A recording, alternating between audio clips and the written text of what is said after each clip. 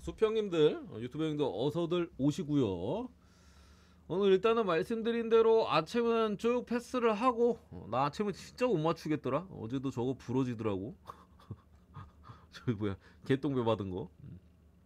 물론 아릴날 마이는 해주긴 했는데 표에 있던 거. 어쨌든 나머지 뭐 리그 경기들이나 아니면 이 컵 대회 있는 걸로 가보도록 하겠습니다. 전체적으로 나쁘지 않아 보이고 잘 한번 접근해 봅시다. 일단은 첫 번째 어서 들어오시고요. 에버턴 대 울버햄튼. 일단은 두 팀 다 지난 경기 패배를 했죠. 에버턴 같은 경우도 4골 쳐먹고 맨유한테 수비에서의 똑같이 졌네. 둘이 그러고 보니까 둘 다 뺏겨서 먹혔거든요. 에버턴도 이제 맨유의 전방 압박 솔직히 그렇게 매서웠다라고 생각 안 하는데 그냥 수비 쪽에서 두 번인가 뺏기고 한 번은 굴절골이고 저희도 약간 그렇게 실점을 했죠.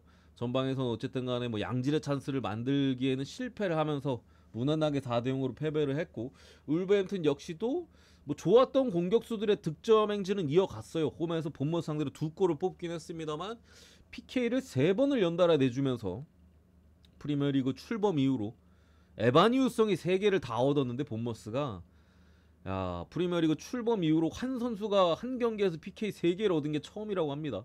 심지어 저기 클루베르트가 PK로 해트트릭 했는데 그거 역시도 프리미어리그 출범 이후로 PK 해트트릭은 처음이래. 왜 그게 씨발 내가 간 경기에서 나오는 거지? 20년 30년 동안 없었던 그게.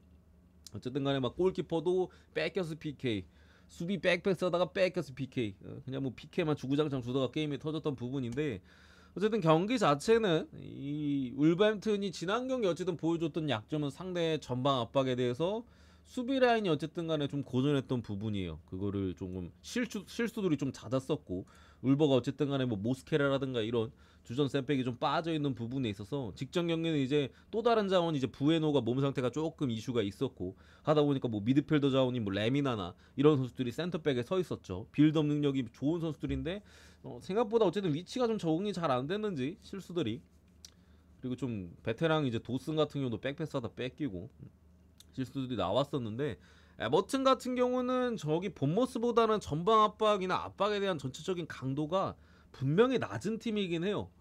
울버가 공격 쪽에서 어떤 만드는 능력이나 또 득점을 하는 힘 자체는 문제가 없었었고 또 상대적인 관점에서 풀럼 상대로도 사실 그런 수비에서의 큰 문제가 드러나진 않았거든요. 다만 이제 본머스의 전방에서의 많은 움직임들 솔직히 막 엄청 날카롭지는 않았는데 순간 집중력이 흐트러졌던 장면들이 제가 볼 때 좀 많았어요. 그런 부분에 있어서 실점을 가져간 부분이라 불행 중 다행이긴 한데 어쨌든 울버햄튼이 지금 오닐 감독이 제가 최근에는 좀 울버를 좀 믿는 부분들도 있었고 우리가 뭐 가서 먹은 적도 있어요. 저기 뭐 사셈전이나 크펠전이나 해가지고 울버를 가서 잘 재미도 봤던 적도 있고 직전경이 이제 좀 부러졌지만 한 부분인데 어쨌든 간에 초반에 말씀드렸던 이 오닐 감독의 좀 포메이션이나 전술적인 부분들은 확실히 약간 조금 갬블 성향의 느낌이 강해요. 조금 보수적이고 안정적인 느낌보다도 약간은 좀 도박수적인 부분들이나 이런 부분들이 좀 경기에 녹아있다 보니까 울버햄튼 경기가 뭐 전전 경기 풀럼전도 그렇고 직전 경기 본머스전도 그렇고 전혀 일관성이 없는 듯한 좀 모습들이 좀 나오고 있죠. 뭐 측면 자원인 갑자기 이제 누구야 아이누리를 갑자기 중앙 쪽으로 옮기질 않나. 윙백인데 갑자기 중앙 2선에서 뛰더라고. 전체적인 그런 변화들이 긍정적으로 다가올 때는 상대팀이 예측을 못하기 때문에 플럼전처럼 좋게 다가오지만 또 헛다리를 짚어버리면 그게 완전히 좀 나가리가 되는 부분이잖아요. 그거 본모스전처럼 되는 부분이라 좀 변수가 있어요. 개인적으로는 어쨌든 울버햄튼의 전방에서의 활약은 저는 그래도 지금 당장에서는 어느 정도 믿음은 분명히 있다라고 좀 보여지고 에버튼의 득점력이 좀 떨어지는 부분과 또 직전 경기 어쨌든 울버가 수비에서 호러쉬들이 많이 나왔었지만 에버튼은 그런 전방 압박에 의해서 물론 홈에서는 좀 어느 정도 가져갈 수는 있긴 해요. 다만 본모스처럼 짜임새가 있거나 그런 부분은 아니기 때문에 약간 무승부 정도 느낌 보고 울버 프렌 쪽으로 보도록 하겠습니다. 울버햄튼 프렌 쪽으로. 그리고 에버턴 역시도 수비 쪽에서 어쨌든 실수가 지난 맨유전에 둘이 똑같아. 그냥 한 두세 번씩 나왔잖아. 똑같이 먹혔어 그냥 거의. 그림 자체는 뺏겨가지고 백패스하다 뺏겨가지고 한 부분이라 그나마 공격 득점력이 좀 있는 울버 쪽으로 좀 봐주겠습니다. 그리고 맨시티 대 노팅엄. 난 진짜 어디까지 추락할지 모르겠어요. 어디까지 내려갈 거야 진짜로. 이 아무래도 과르디올라 부임 이후로 난 이렇게 흔들리는 걸 처음 보다 보니까 좀처럼 감이 좀 잘 안 오긴 하는데, 어쨌든 간에 뭐 나는 맨시티가 이렇게 떡락하기 전부터 말씀드렸던 수비에서의 문제가 결국 고름이 터져버린 문제고, 지금 매 경기 뭐 너무나도 많은 찬스를 상대한테 내주고 있어요. 수비 커버가 전혀 안 되는 부분들이나 후방에서의 빌드업 체계도 조금 맨시티가 많이 흔들리고 있죠. 근데 뭐 최근에 리그 경기에서는 득점마저도 흔들리고 있어요. 뭐 찬스를 토트넘전 같은 경우도 상대 골키퍼 비카리 아니었지 그때. 그 누구야? 아무튼간에 포스터였나? 선방을 좀 많이 막히긴 했습니다. 어쨌든 무득점을 했고, 직전 리버풀전에도 양질의 찬스들을 많이 만들지 못했어요. 그나마 있던 1대1 찬스 케빈 데브라이너가 날려먹기도 했었고, 리그에서 2경기 연속 무득점입니다. 상당히 아쉬운 흐름이고, 오늘 여전히 뭐 로드리나 뭐 코바치치 미드필더 쪽에 좀 부상자가 있고, 대신 뭐 수비 자원들은 거의 다 돌아왔고, 빠져 있었던 뭐 아케나 후뱅 디아스 뭐 직전 리버풀전 통해서 다 돌아왔고, 전방에도 이제 부상자는 특별히 없습니다. 노팅엄 같은 경우는 이제 시즌 초반에 상당히 좋은 기세를 탔고, 지금 순위가 5위까지 지금 올라와 있는 부분, 6승 4무 3패. 이 누누 감독의 실리적인 축구, 여기에 실리적인 축구는 보통 속도나 뚝배기가 중요하거든요. 왜냐면 역습, 뭐 세트피스 이러니까. 근데 뚝배기는 우두가 잘해주고 있고, 속도적인 측면은 뭐 엘랑가라든가 또 뭐 허드슨 오도이, 아니면 굉장히 많은 활동량을 통해서 좋은 모습 보여준 뭐 깁스 화이트, 뭐 이런 선수들이 잘 버무려지면서 노팅엄에 상당히 잘하고 있긴 한데, 일단은 노팅엄에 조금은 그 고난주간이라고 해야 되나? 그 타이밍이긴 해요. 일정 자체가 굉장히 타이트하긴 하거든요.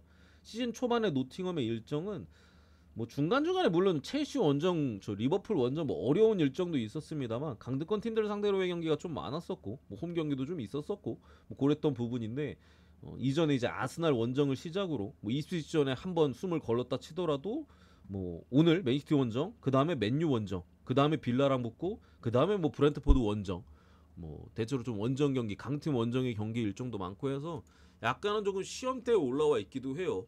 그리고 전체적으로 노팅엄이 조금은 한창 좋았을 때 경기의 느낌은 사실 없긴 하거든요.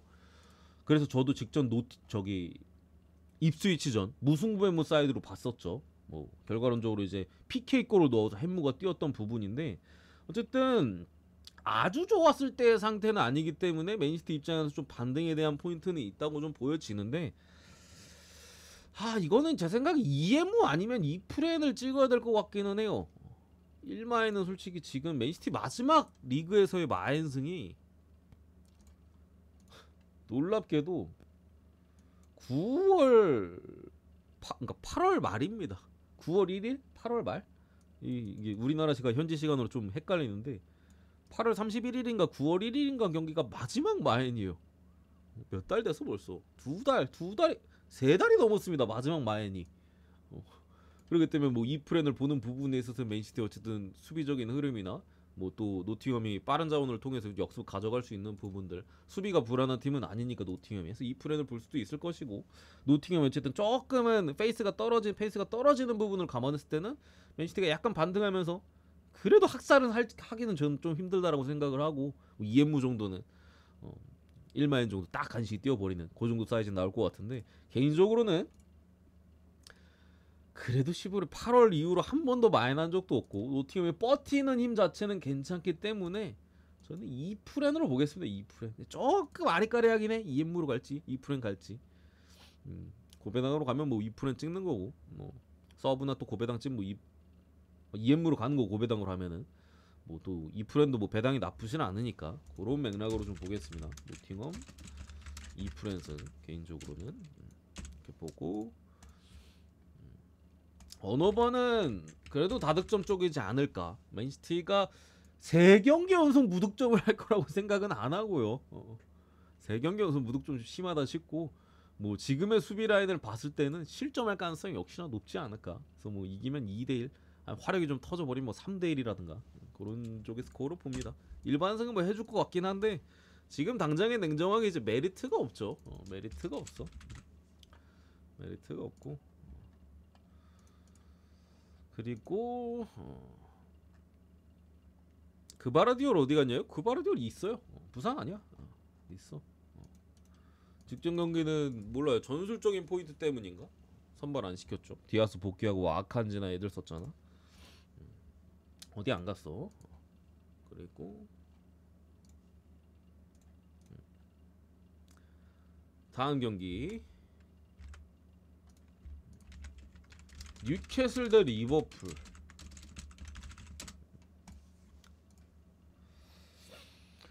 글쎄요, 일단은 뭐 리버풀 입장에서 어려운 뉴캐슬 원정이죠. 세인트 제임스 파크가 워낙 좀 어려운 곳이긴 합니다만 상대 전적에서는 조금 압도적이긴 해요. 그러니까 뉴캐슬이 원래 빡세 상대하기.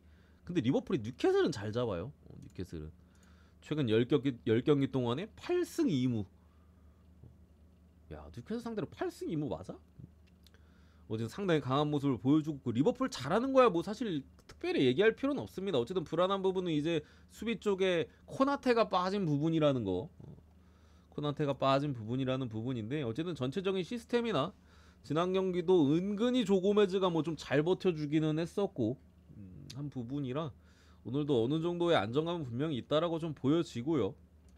그리고 뉴캐슬 같은 경우는 지금 전술적인 부분에 있어서 뉴캐슬이 조금 고민이 많아요. 고민이 많아. 일단은 미드필더 조합에 있어서 저기 거에게 좀 에이스급 미드필더 자원이 이제 토날리나 뭐 기마랑이 쓰는 애들 있잖아요. 스나 뭐 조엘링턴 같은 애들도 있고 뭐 그 또 롱스태프 같은 자원들. 근데 이 뉴캐슬 입장에서 사실 기량이 뛰어난 미드필더는 이 둘이잖아요. 토날리 기마랑이스 그리고 뭐 조엘링턴까지도 이렇게 포함해가지고. 근데 얘네 둘이 같이 뛰면은 결과가 안 좋아요. 뉴캐슬이 같이 뛰었던 경기에서 지표들도 너무나도 안 좋고 롤이 좀 겹치긴 하거든요. 둘 다 약간 삼선 느낌이다 보니까 롤이 겹쳐. 그러다 보니까 똑같은 거를 두 개 쓰는 느낌인 거예요. 그러니까 고기 반찬만 있는 느낌인 거지 말 그대로. 고기 반찬에 뭐 김치도 있고 파채도 있고 막 이래야 진짜 기깔나게 먹잖아. 고기 반찬만 있다 보니까 뉴캐슬이 그런 부분에서 지금 딜레마를 되게 드러내고 있고 해외 쪽에서도 그런 부분들을 많이 지적하고 있는데 실제로 이 두 선수가 함께 선발된 경기는 뉴캐슬이 거의 이긴 적이 없어요. 거의 승률이 10%인가 그래. 둘이 같이 나왔을 때.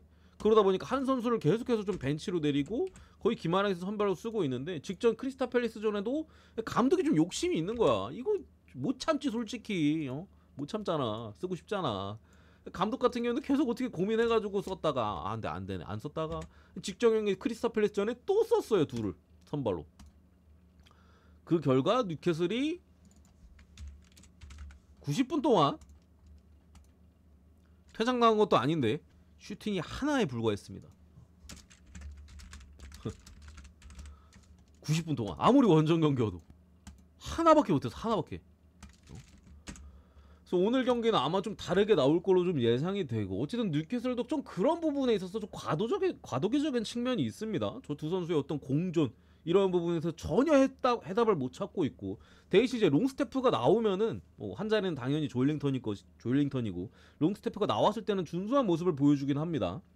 어쨌든 전방에 이제 이삭이 최근에 또 부상 관련 이슈가 있기 때문에 오늘 불투명에 떠 있고 이삭에 대한 출전 여부가 관건이고 뭐 그렇기 때문에 이삭이 안 나올 경우 뭐 칼럼 윌슨 정도는 출전이 가능하긴 합니다만 올 시즌에 이제 많은 경기를 소화하진 못했죠. 거의 뭐 교체 출전 내지 당장 이제 2번밖에 안 나왔으니까 윌슨이 장기 부상 때문에 특히나 뭐 빠른 자원들 측면에 뭐 하비 반스, 앤서니 고든 이런 선수들이 조금 해줘야 되는 날인 것 같긴 한데 리버풀이 이미 빠른 자원들을 잘 묶어왔어요.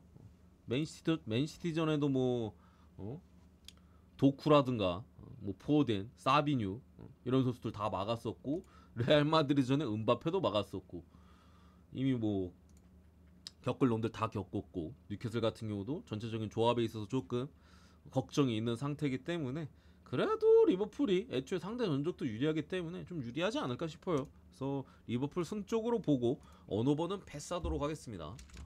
저는 2대 0이 나올 수도 있다라고 생각을 해서 어쨌든 이 슬롯 감독의 스타일이 사실 오바를 찍기에 유리한 스타일은 아니에요.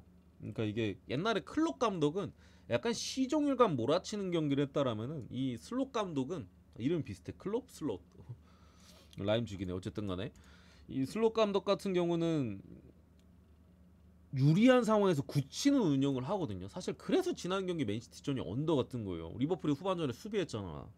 그러면서 그냥 맨시티가 실수할 때 역습 가가지고 한 골 더 넣고 끝냈잖아요. 물론 이제 찬스를 존나 날려먹어가지고 완벽한 찬스 한 두세 개를 골대도 맞추고 그래서 뜬 거긴 하지만 그런 맥락에 있어서 오늘도 뉴캐슬의 최근 어쨌든 경기력에 대한 이슈 이런 것들이 있는 상황이라 어느 번은 패스하도록 하겠습니다. 그리고 사우스햄튼 대 이제 첼시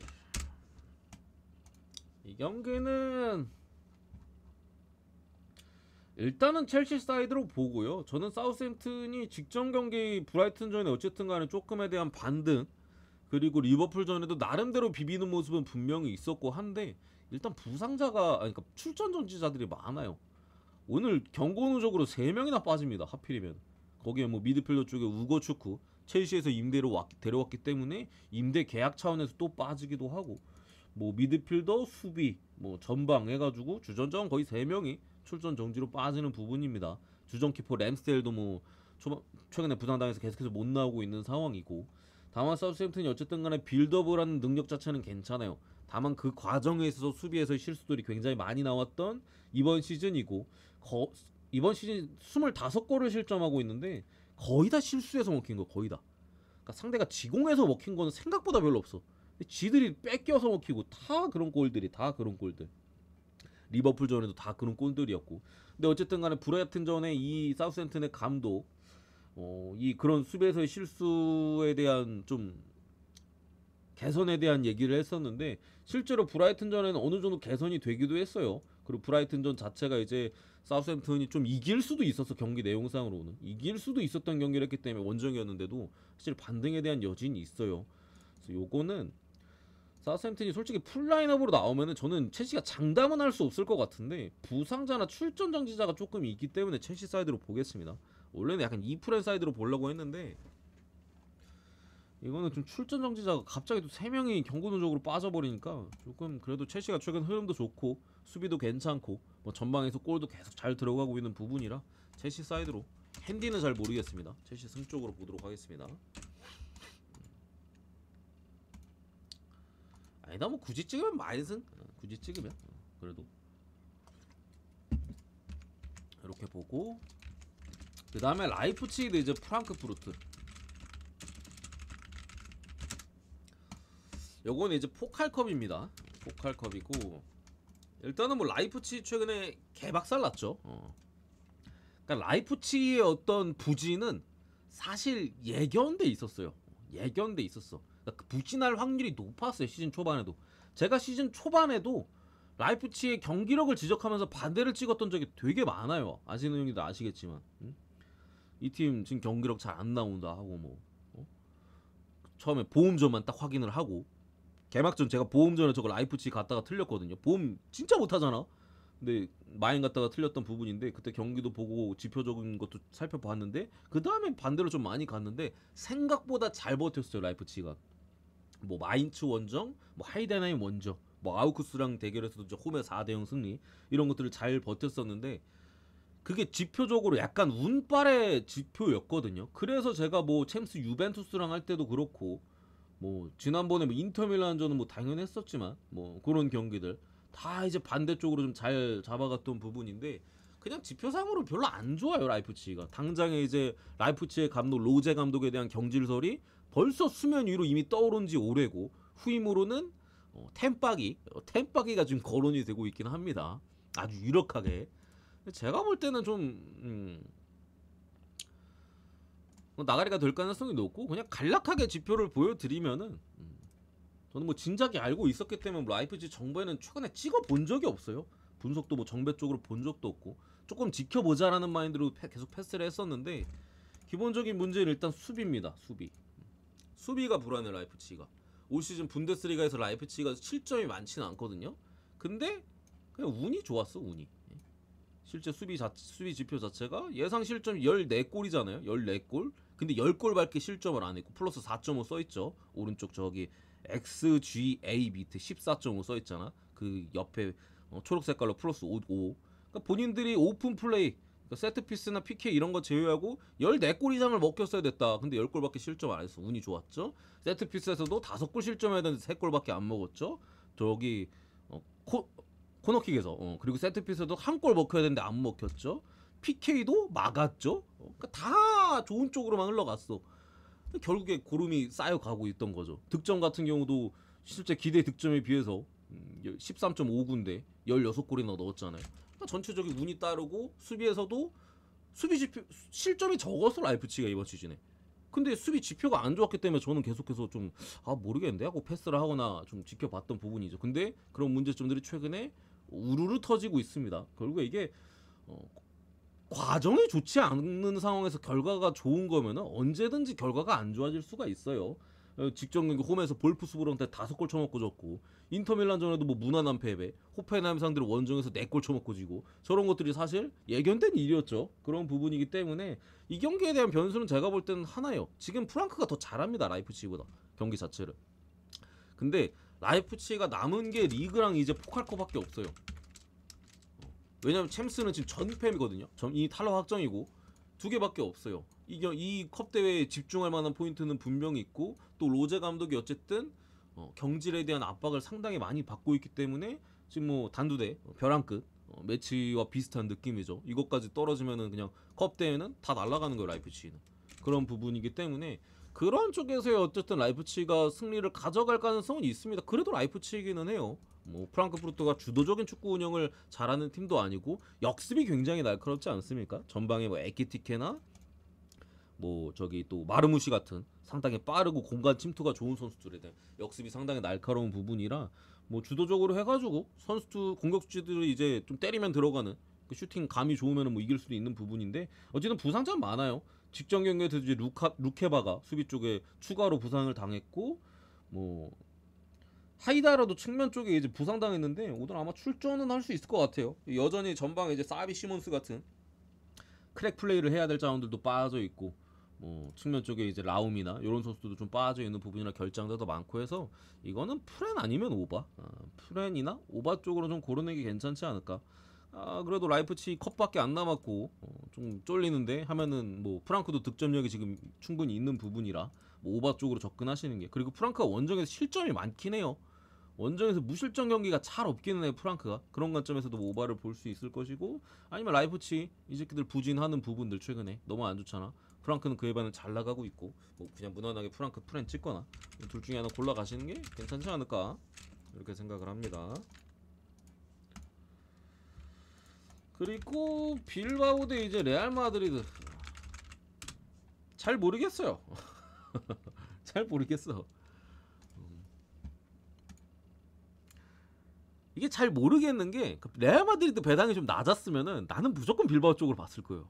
근데 레알 배당이 2점대 배당이야. 상당히 이제 먹음직스러운 배당이 좀 주어지긴 했죠. 배당을 잘 받아서 걱정이야.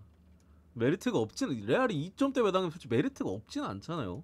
물론 비니시우스가 전방에 빠지고 뭐 수비 쪽에도 뭐 밀리탕 측면에 카르발 뭐 시즌 아웃 떴고 뭐 한 부분이긴 합니다만 이게 기본적으로 빌바오가 레알 상대로 강점은 없거든요. 빌바오가 홈바오 하고 이제 홈에서 강팀 상대로 잘 비비는 모습이긴 한데 레알 상대로는 홈에서도 약해요.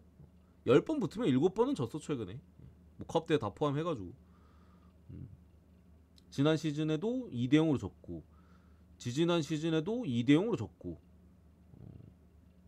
지난 시즌에도 2대1로 졌고 그 전 시즌에도 1대0으로 졌고 지금 몇 번 연속 진 거냐? 그 컵 대회에서는 빌바오가 이긴 적이 있어요. 왜냐면 빌바오는 컵 대회 진심이기 때문에. 근데 리그에서는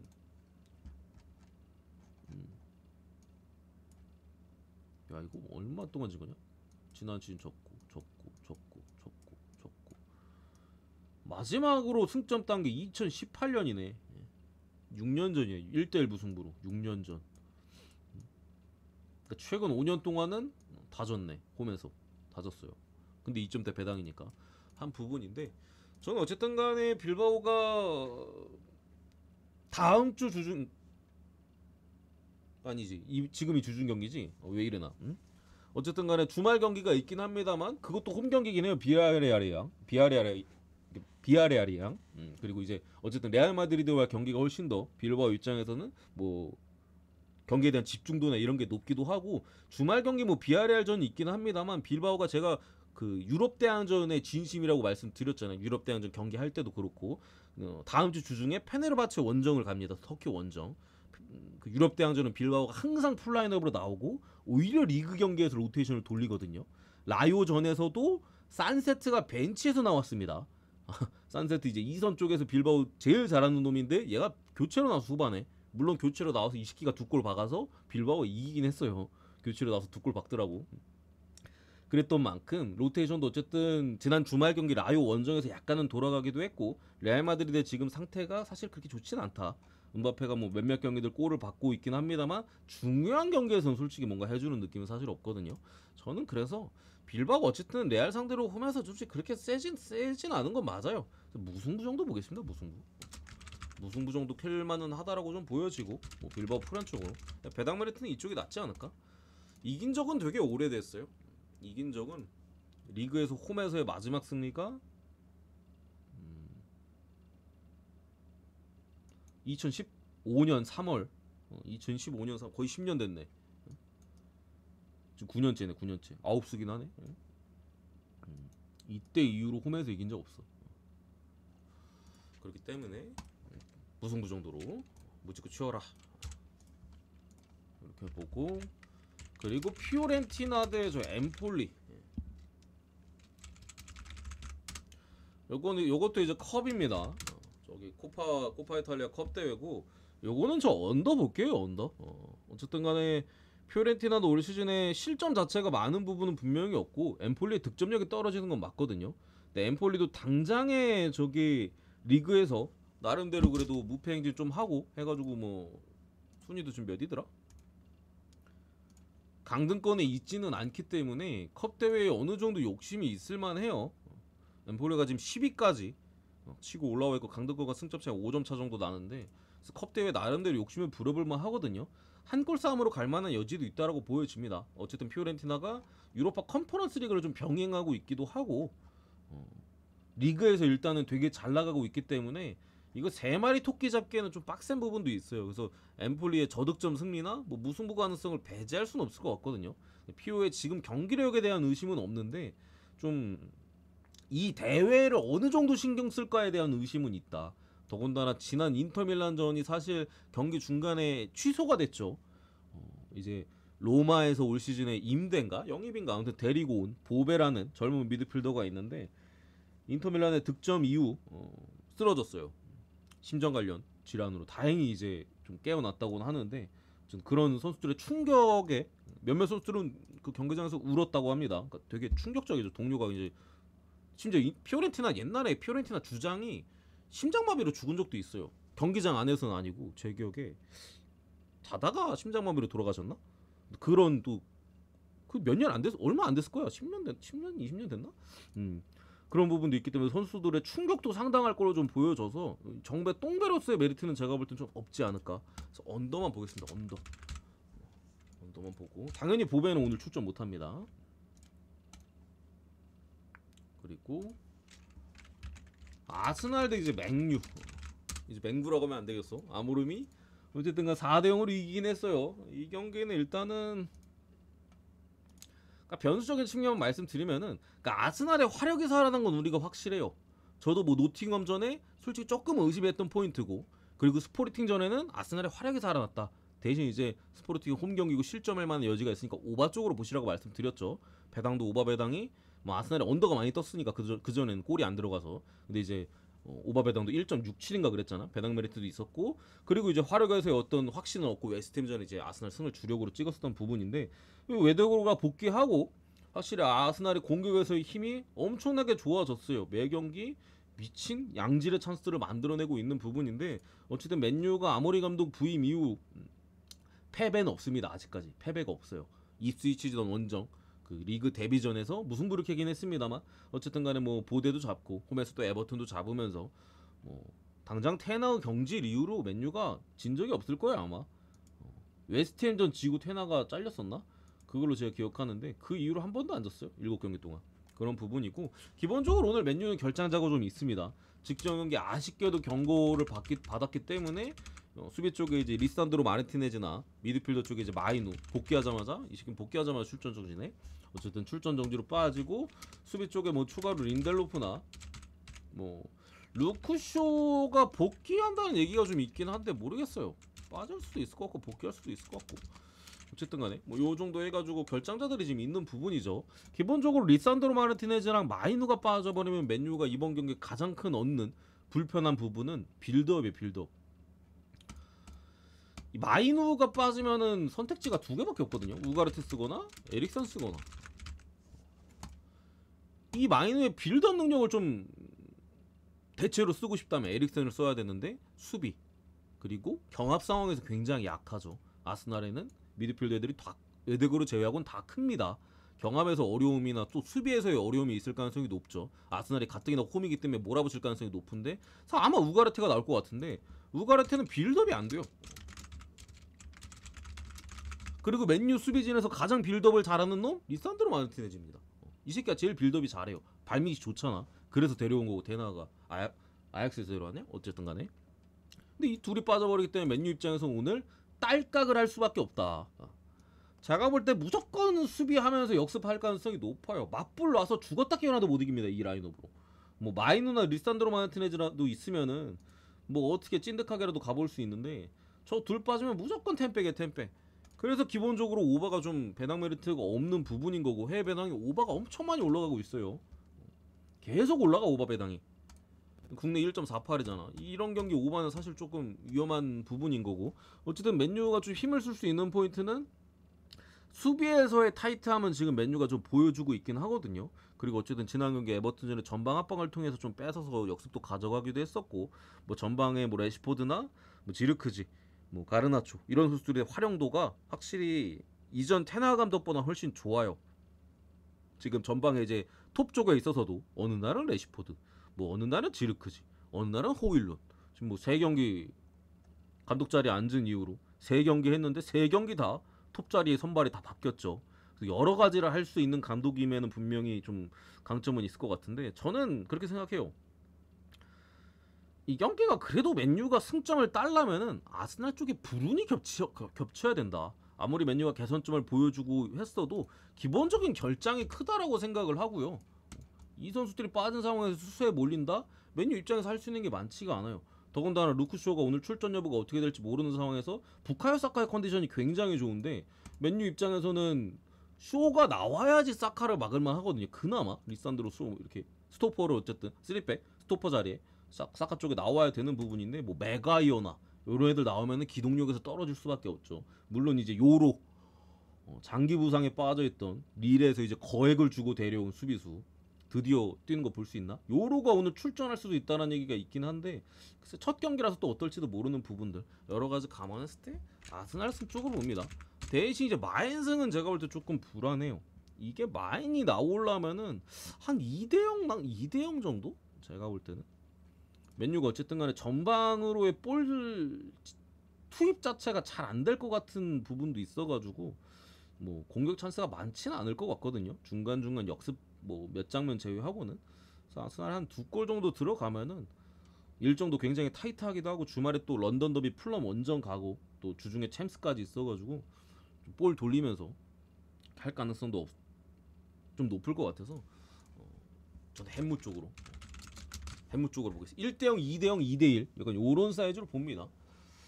그런 사이즈로 배당 대비로는 좀 생각보다 좀 타이트할 것 같긴 하다. 1.3이면 완전 저배당인데 이 배당 대비는 타이트할 것 같긴 한데 어떻게든 좀 그래도 꾸역으로 이길 것 같은 느낌이 들긴 합니다. 마지막 에스턴 빌라 대 이제 브란트포드 간만에 이제 주중 경기 있어가지고 경기 별로 없어가지고 좀 디테일하게 하네. 이 경기는 일단은 빌라가 흐름이 최근에 너무 안 좋고 가장 큰 문제는 이제 수비입니다. 그러니까 지난 시즌에 빌라의 좀 좋은 리그에서의 성적 가장 큰 이유는 오프사이드 트랩을 굉장히 잘 썼어요 빌라가. 그거에 상대 팀들이 정신을 못 차렸어. 아 씨발 달리는데 상대 수비수들 입에 앞에 다 나가 있어. 그럼 공격이 템포가 끊기거든요. 패스를 주려고 하다 끊겨버리고 그러면은 다른 선수를 찾아야 돼. 근데 빌라 수비에서의 그런 효율들이 엄청 좋았었거든요. 여기에 이제 올리 와킨스 같은 선수들이 엄청난 득점에 대한 좀 그 볼륨 많이 뽑아냈었는데 양쪽 다 문제가 있습니다. 와킨스나 뭐 기타 다른 선수들의 득점포가 작년에 비해서 아쉬운 부분이 분명히 있고 수비에서도 이 옵사이드 트랩에 조금 사실 리스크가 있는 전술이잖아요. 그죠? 트랩이라는 게 사실 안 걸버리면 트랩이 아니라 오히려 나한테 트랩이 걸리는 거잖아. 그런 부분에 있어서 지금 수비가 뻥뻥 뚫리고 있다. 직전 경기 최시전에도 3골 실점을 했고 뭐 최근에 뭐 리그 경기에서 크펠전에도 2골 실점. 그래서 뭐 토트넘전 4골 실점, 리버풀전 2골 실점. 그래가지고 무실점 경기가 리그에서 벌써 지난 10월 초에 맨유전이 유일해요 리그에서는. 빌라가 그래도 무실점 경기를 꽤나 했던 팀인데 올 시즌에서 리그에서만큼은 심지어 저거 템파기 시절이잖아. 그런 부분이라 오늘도 사실 실점에 대한 부분 더군다나 미드필더 쪽에 오나나가 지난 경기 사실 복귀하지 않았음? 지난 경기 내 기억에 뛰었었는데 첼시전에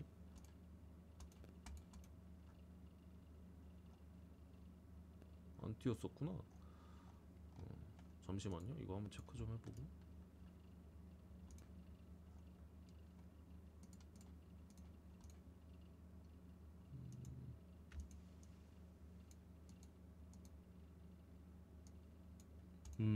오나나가 계속해서 빠지는 빌라고 그리고 빌라의 어쨌든 골키퍼 에밀리아노 마르티네즈 월드컵 이제 그 골든글러브 수상한 골키퍼죠. 에밀리아노 마르티네즈가 첼시와의 경기에서 손가락 미세골절에 대한 증상이 있어가지고 불투명에 떠있긴 합니다만 오늘 출전할 가능성이 저는 좀 낮다라고 봅니다. 어쨌든 좋은 선방들을 많이 보여주는 골키퍼기 때문에 그 부분에 있어서 굉장히 아쉬운 부분이죠. 브렌트포드 같은 경우는 뭐 부상자도 뭐 많지 않고 장기 부상자 제외하고는 부상자가 특별히 많지는 않고요. 어쨌든 전방에서의 힘, 올 시즌에 조금 브렌트포드가 개선된 빌드업에서의 좀 유연함. 원래 브렌트포드가 딸깍이었거든요. 뻥뻥 내지르면서 그 전방에 이제 은배우 막 이런 위사 빠른 애들 발 해가지고 뻥 축구였는데 올 시즌에 빌드업 축구를 많이 해요. 그러다 보니까 중간중간에 우여곡절이 있긴 했어요. 저 뭐야 토트넘전에도 빌드업 하다가 뺏겨가지고 주구장창 먹혔었고 그때 손흥민도 골 넣었었나? 아무튼간에 뭐 손흥민은 못 넣었었네. 또 뭐 그랬던 좀 어려운 시절도 있습니다만 확실히 최근에는 그래도 잘 되면서 득점이 잘 터지고 있는 부분입니다. 어쨌든 간에 실점에 대한 부분은 브렌트포드가 계속해서 좀 안고 가야 될 과제이기도 해서 요거는 저는 오바 쪽으로 빌라의 최근의 흐름이나 브렌트포드의 화력적인 부분 감안했을 때 무실점할 것 같지도 않고 브렌트포드 역시도 뭐 빌라 원정 빌라 그래도 홈에서는 득점할 가능성이 그래도 저는 충분히 있다라고 봐서 1대1만 아니면은 그래도 오바 가능성이 좀 높지 않을까. 오바 쪽으로 보겠습니다. 승패로 갈 거면은 저는 이쪽이 좀 더 메리트는 있어요. 지금 당장에는 경기력도 준수하고 뭐 빌라 같은 경우 뭐 흐름이 안 좋고 또 부상자들도 있기 때문에 주전 키퍼 빠지는 것도 크고 주전 미드필더도 한 명 빠지고 하다 보니까 가실 거뭐 부포 프렌 쪽이 좀 더 낫지 않을까. 배당도 1.95면은 메리트가 없진 않겠고 이렇게 보고